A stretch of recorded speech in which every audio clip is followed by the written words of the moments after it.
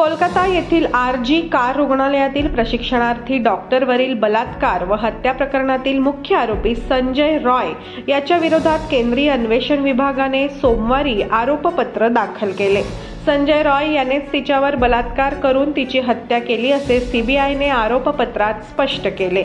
या प्रकरणात सीबीआयने पहिले आरोपपत्र दाखल केले आहे। पीडित महिला डॉक्टर 9 ऑगस्टला सेमिनार रूममध्ये झोपलेली असताना संजय रॉयने तिच्यावर बलात्कार करून तिची हत्या केली असे सीबीआयने कोलकाता येथील विशेष न्यायालयात दाखल केलेल्या आरोपपत्रात म्हटले आहे।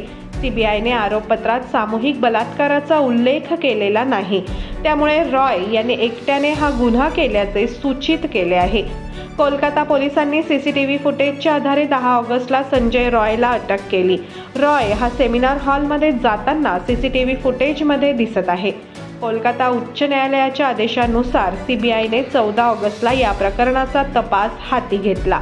सीबीआयने त्याला ताब्यात घेतले असून त्याची पॉलिग्राफ चाचणी करण्यासह सखोल तपास केला।